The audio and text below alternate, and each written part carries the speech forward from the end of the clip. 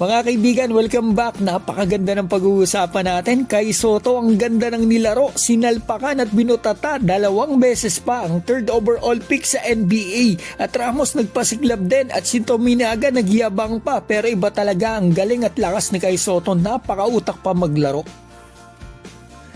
So ito na mga kaibigan, pag-usapan at panoorin natin mabuti ang game ni Kay Soto ngayong araw. Nangyari na nga, sinasabi ko, ilang games pa talagang balik, mamaw na, mas malakas pa ngayon sa pagbabalik si Kay Soto mga kaibigan. Ito makikita natin talaga kung gaano katalino ang isang Kay Soto. Mga kaibigan, kitang-kita niya agad yung mga mismatches. Ang galing niya mag-read kapag may nag-switch o may nag-double sa kalaban, kita niya agad yung papasahan. Kaya maganda talaga, lagi nakakahawak si Kay Soto ng bola. First dunk ni Kay Soto, gusto ko yung number 12 na yan, si Ikeda, compared kay Matsuyama mga kaibigan.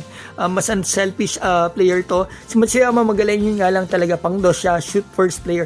Talagang ito yung bakbaka ni Kay Soto at nito nga si Jalil Okafor mga kaibigan ay talagang sila para nagdidikdikan. Matsuyama yan, dapat ipapasa mo na yung mga ganyan kasi nag-double na sa'yo. Sana Matsu sa susunod. Pero mamaya nakapasa naman siya ng isang maganda. Pero dapat talaga required talaga ipasa yun ng guard mga kaibigan. Pag ganun pagkakataon. Yan yung sinasabi ko. Bumawi naman si Matsu dyan. Sana sinabihan ni Kayan. Sana pagpasahan mo ako kapag ganun pagkakataon. Great basket dito kay Kai. Kaliwat kanan. So Dwight Ramos. Magaling din talaga. Ito si Dwight Ramos mga kaibigan. Ito nilaro niya yung defender niya mga kaibigan. 2. Second quarter tayo. Talagang ito yung sinasabi kong duelo ni Kay Soto at nitong 3rd overall pick ng 2015 si Okafor mga kaibigan. Na-block ni Kay isa, kita natin mga kaibigan. So, eto tingnan natin mangyayari dito. Talagang Dwight Ramos, grabe. Tama-tama, malapit yung game natin. Tinirahan pa dito ni Kay etong si Okafor. Sinubukang bumawi ni Okafor. Talagang bakbakan yung dalawa ni Kay Soto rito, palitan. Pero eto, ibang klaseng bawi ni Kay Soto. Yung sinasabi ko, mas lumaki, mas lumakas ang katawan ni Kay Soto. Ilang games pa, lalo nang mamoto. Kasi ang laki ng katawan ni Kay ngayon mas malakas. Special thanks sa Fit21 kay Coach Melantin at sa tatay ni Kay. Sila yung mga talagang nandyan para nagpapalakas kay Kay. Sayang hindi na playtuhan, nabigyan si Kay ng foul doon para sa kalaban para free throws. Halftime, 8 points, 4 rebound, 2 assist na si Kay Soto, may isang block. So ayan, makikita natin. So masasabi ko talaga mga kaibigan, bigyan nyo pa si Kay ng mga ilang games pa. Mamaw na lalo to mga kaibigan. Tama-tama, laban natin sa Australia at New Zealand. Gagawa tayo ng history doon. Kaya sige, block mo muna si Dwight Ramos. Magkalaban muna tayo ngayon. Pero ito, nakatras talaga, magaling din talaga si sayang to mga kaibigan, nasa loob na. Lumabas pa, kita nyo. Lumawa yung sayang mga kaibigan, pero at least kita natin yung ni Kai mga kaibigan, laruan niya talaga nakakatawa. Sobrang saya ko mga kaibigan. I'm sorry kung medyo energetic ako ngayon kasi talaga nakakatawa.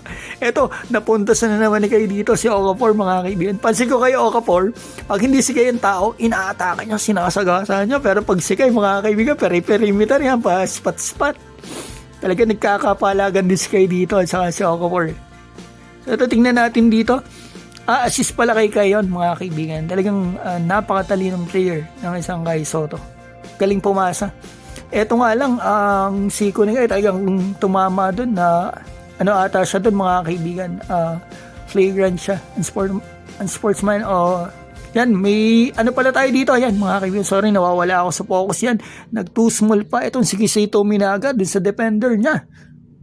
Nagyabang dito si Tominaga, ang step carry daw ng Japan. So yun, makikita natin Dwight Ramos, Kay Soto tumira mga kaibigan, perimeters, nakadalawang perimeters na rito ang pambato natin. Talaga naman nagustuhan niya ni Kay mga kaibigan. Yan, makikita natin bumabalik na talaga yung niya mga kaibigan. Sayang niya, no? Na-block na naman ni Kay, yun nga lang talaga may fall dun sa baba sa kanyang teammate.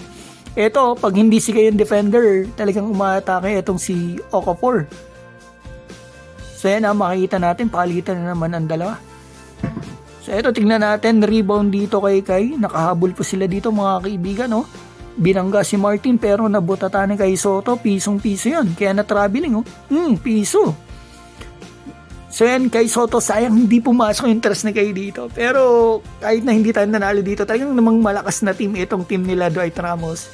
Pero pumalik sila, muntik pa sila ditong manalo mga kaibigan. Sayang mga kaibigan, pero pinakamasaya ako dito kasi kita natin yung nilaro ng pambato natin, mga kay. 14 points, 11 rebound, double-double, kababalik lang niyan, galing ACL, na sprain pa, mild sprain pa nitong nakaraan, pero ganito na kagad ang pinakita sa atin. Lumuwa pa yung isang dunk ni Kai Sotto, sana mga 16 points, 18 points kung medyo sinuwerte sa bola si Kai Sotto. May 3 blocks pa and 1 assist. Mga kaibigan, yan ang masasabi ko dito sa game na ito. Bigyan nyo pa si Kai Sotto ng ilan pang mga games. Gaya na sinabi ko, mas lumaki ang katawan, mas lumakas. Special thanks to Coach Mel and P21. Sigurado, pag talagang nakuha na talaga niya yung rhythm niya, talagang yung, syempre medyo nag-iingat pa kasi si Kay, di ba mga Kay? Pero ilang games pa, sabihin ko sa inyo, tama-tama, next month sa laban natin sa Australia, talagang dapat silang mangamba. Sigurado, ang lakas na Kai Sotto. Nakikita ko na, mga kaibigan.